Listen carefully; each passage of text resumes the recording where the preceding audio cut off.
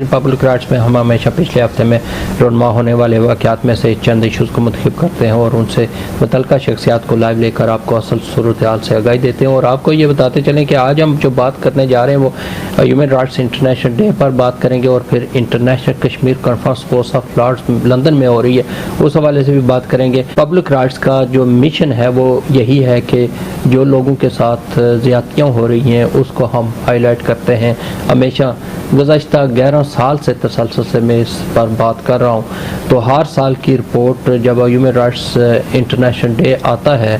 तो उस पर मैं लाजमी इसको दोबारा उन चीज़ों को हाईलाइट करता हूँ जो पिछले साल में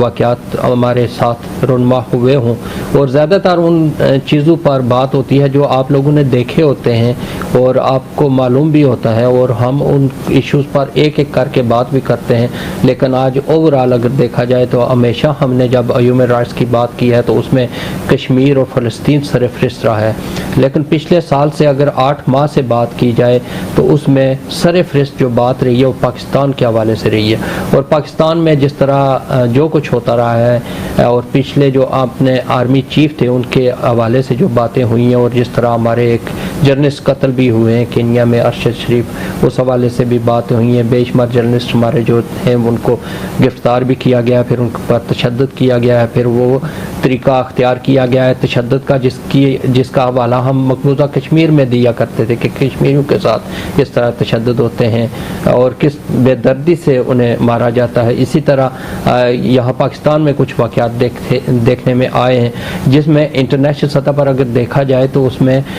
जो पाकिस्तान का जर्नलिस्ट के हवाले से तीसरा नंबर है खतरनाक तरीन ममालिक में। तो ये देखकर तो हमें और अफसोस होता है कि वो रियासत जिसके लिए हम यहाँ बैठे हुए हैं उसके तर्जमान बने हुए हैं, वजात देते हैं, मुख्तलिफ फोरम पर जाते हैं तो हमें फिर ताने मिलते हैं मुख्तलिफ लोगों के आपके मुल्क में क्या हो रहा है। तो ये चीज़ें बारह सामने हैं तो उनको हाईलाइट करना बहुत ज़रूरी होता है। फिर इसके अलावा जो करंट सिचुएशन है उस पर भी बात करेंगे और आपको ये बताते चलें एक चीज़ जो गलतफहमी गुज़श्ता 1-2-3 दिनों से मैं देख रहा हूँ कि डेली मेल के हवाले से ज़्यादातर हाईलाइट किया जा रहा है। पाकिस्तानी जितने भी चैनल हैं उन पर एक बयानिया बनाया गया है कि डेली मेल ने माफ़ी मांग ली है शहबाज शरीफ से, लेकिन जब डेली मेल का मौक़िफ़ आया या उस रिपोर्टर का आया तो उससे भी वाज़ह पता चला कि एक पॉइंट पर उन्होंने खाली वजात किया, कोई माफ़ी नहीं मांगी। उसी तरह सारी जो सेटलमेंट उनकी हुई है आउट ऑफ कोर्ट हुई है और ये बिल्कुल बयानिया गलत है और इस चीज़ पर सारे मिठाइयाँ खा रहे हैं और इस तरह की चीज़ें और लोगों को पागल बना रहे हैं। ये चीज़ नहीं होनी चाहिए। कम अज़ कम मीडिया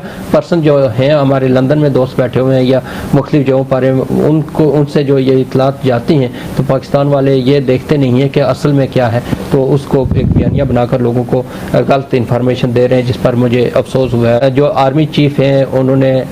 अरशद शरीफ की वालदा से मुलाकात की और जो कुछ कहा है उस बड़ी खुशाइंद बात है। उन्होंने कहा कि उनके कातलों के खिलाफ कार्रवाई की जाएगी और हम वाज़ह करेंगे कौन कातिल थे और सारी चीज़ें सामने आएंगी। इसके अलावा जो बात असल में आज करेंगे, क्योंकि माज़ी की जो बातें हैं हम कोशिश करते हैं कि उसको सिर्फ हाईलाइट करें, एक अपने तजर्बे के लिए रखें खाली के पीछे क्या हुआ था आगे क्या करना है। अभी क्योंकि कश्मीर का मसला जब ये पाकिस्तान की चीज़ें हाईलाइट करते रहे, काफ़ी अरसे बाद कश्मीर के मौजू पर हमने प्रोग्राम भी रखा है, तो उस सिलसिले में क्योंकि एक